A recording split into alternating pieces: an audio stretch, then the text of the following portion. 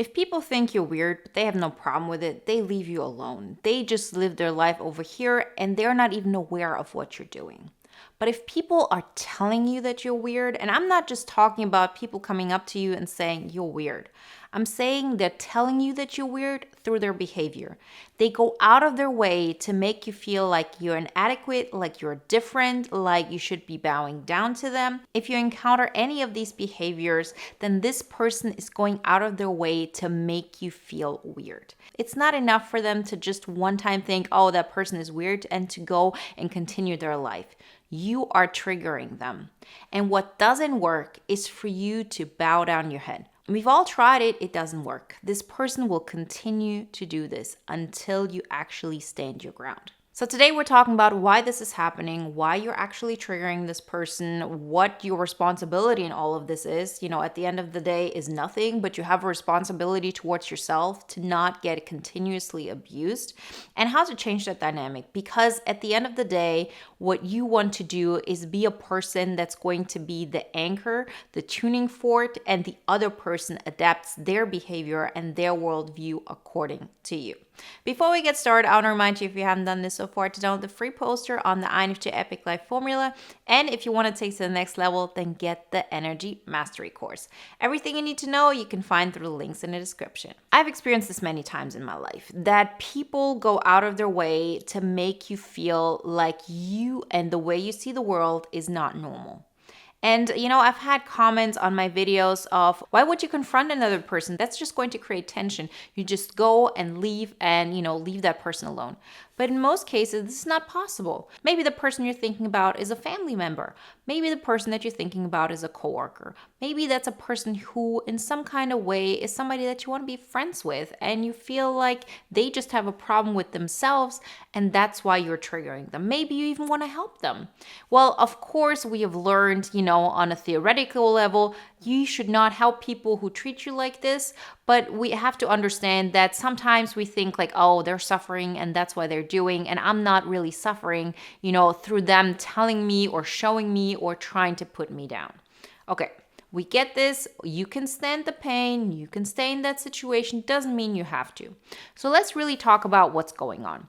If a person makes you feel in any kind of way like you're weird, like they go out of your way to show you through their behavior, they will talk to you in a way how they would want to place you, and they demand of you that you play your position as the weird one, as the one who's not as good as them, as the one who's not worthy of being in a social circle, that person is envious of you being you.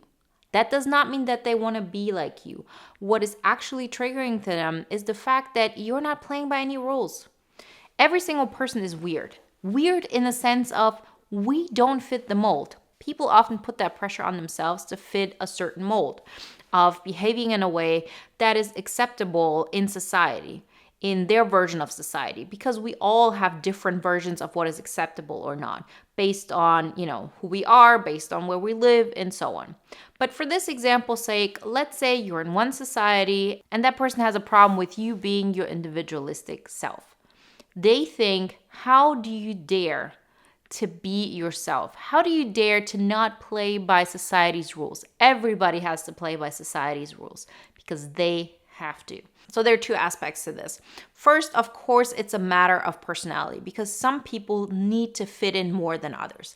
That's just a necessity for, how they're set up, how their internal makeup is, and they don't have to be like you in order to be fulfilled.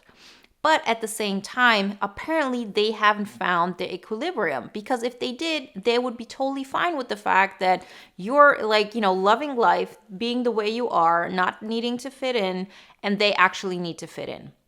If they would come to terms with that, everything would be good. They would leave you alone. Maybe they would learn something from you, or, everybody would just go their own way.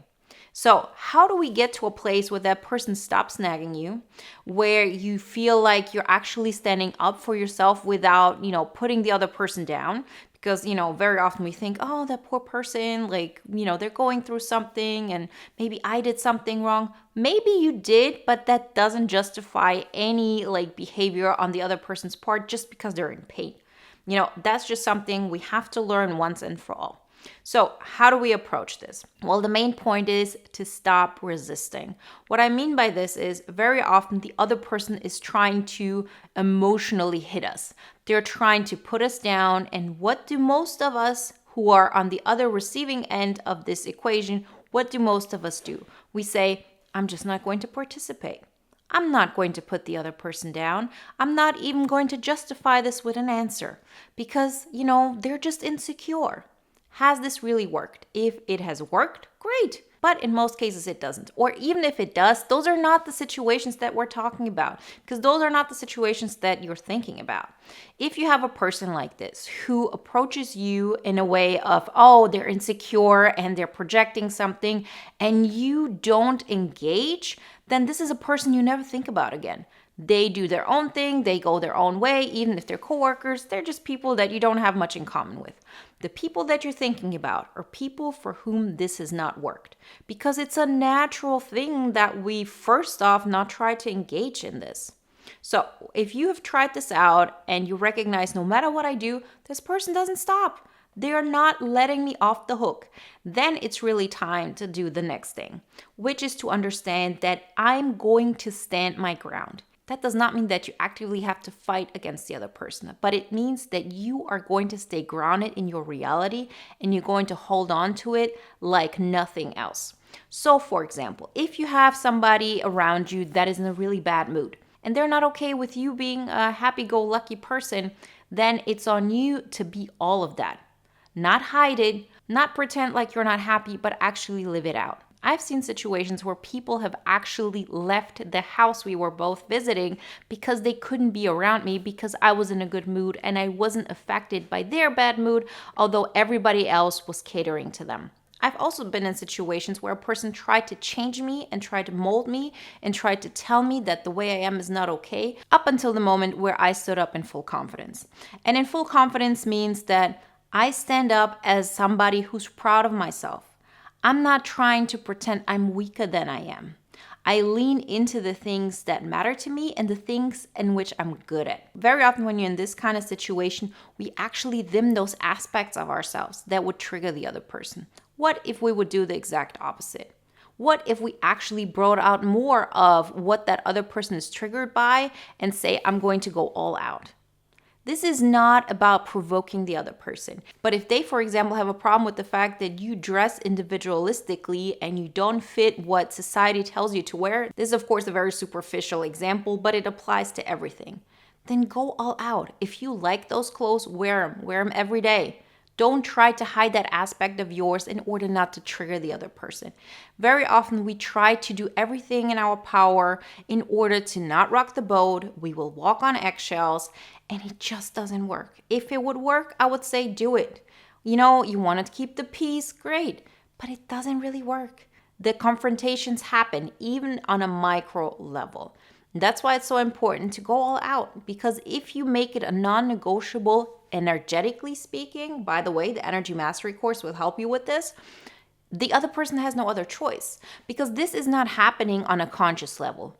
If you energetically are like this wall that is just existent, because this is the prerogative of your life to show up the way you are with the energy that you exude, you're exactly the way you're supposed to be. And that is not something you need to change. The other people have to deal with it. I can give you a very good example for this. So at my last job before I quit working, most people were very analytical. And there was a very strong hierarchy structure. And I don't live in that. I'm not a very analytical person. I can be, but most of the time I'm, a fun person. I'm very open, I don't like to be very rigid and I don't pretend to be. And at the same time, I don't live in hierarchies and I don't really understand hierarchies. So I talk to the CEO the same way I would talk to a janitor. That's just how I'm set up. And I don't believe that people who live in hierarchies are in any kind of way worse than me. I'm not here to judge them. It's just that's not how my mind works. For them, this is a necessary component of who they are. And in our society, this is important because hierarchy actually helps us to build societies. So this is not something that I'm shaming or that I'm judging. I'm just saying this is not something that I subconsciously live by. And so it happens, even if I don't try, that I talk to every single person on eye level. And how is a partner in a company going to fire me for being on time, doing my work, being kind, being professional, but not bowing down to them? See, this is the kind of behavior where you say you're not doing anything to provoke another person. You're not doing anything that is unethical or unheard of. You're just leaning into the person that you are. And to be honest with you, the way I was actually really beneficial for the company because there were so many people who are on the client side who had a problem with the rigidity or the hierarchies. And they loved that I was different and they were drawn to me and they wanted to work with us because of me, because there was a connection, because they liked the way I am. But that would have never happened if I dimmed my light and pretended I am somebody that I'm not. And so you being you has to become a non-negotiable. If people think you're weird and this is something that you feel you sort of have to hide, it's because you yourself have some kind of judgment towards yourself. Even if you think you don't, you do. And I can tell you this from personal experience because I thought I had accepted myself fully. Probably when I was out of my teens, I thought everything is great. Like, I know I'm good the way I am. And I really believed that until I got into a situation where a person was going out of their way to make me feel bad and I didn't stand up for myself. I was going towards that situation from a perspective of, why are you trying to fight me? What is the problem? Why are you suffering? Like, did I do something wrong? Like, why is this tension built up? Because I didn't want to fight another person. But if you being yourself is already making another person back off, but trust me, that person will continue fighting you until you stand your ground because then they have nothing to attack.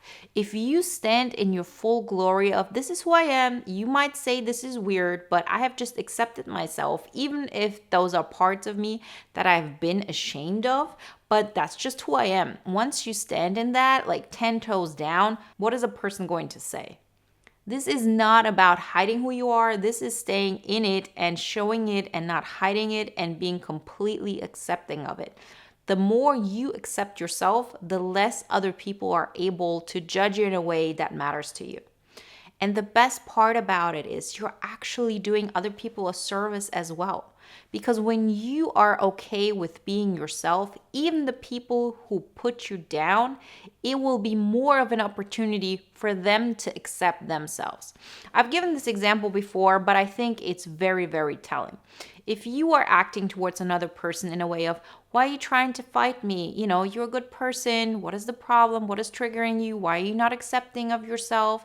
What you're actually saying to that person is, please accept yourself, but I don't accept myself because I allow this dynamic to continue. The moment you say, I don't care how good of a person you are, I don't care how smart you are, how interesting you are not making me feel this way because I choose me. And I choose to be in safety. I choose to be in comfort. And like, this is not something I'm going to accept at all. And I'm willing to make it a point. I'm willing for you to get triggered. I'm willing for you to maybe fight back like one time, but to know that I'm not going to change. I'm not going to react anymore once I stand tall in it. Because there's a difference between not reacting in a way of you're pretending like it doesn't bother you and you being so much you that you know it triggers the other person and still not backing off. And then the other person has to stand in the light of you choosing you. And they are going to be confronted with everything that they're ashamed of in themselves that makes them actually lash out to you. And you know, we all have to feel it in order to heal it. So if you have to stand in who you are in order for you to feel your own shame and to first be accepting of yourself before you can start appreciating and loving yourself, then okay, let's do it. We can definitely take it. It's not a nice process. It doesn't feel good, but there's light at the end of the tunnel. And once you've gone through this process, you never have to go back and you would never want to go back. Like once you've healed something, it's gone. It's none of your concern and you have so much excess energy then.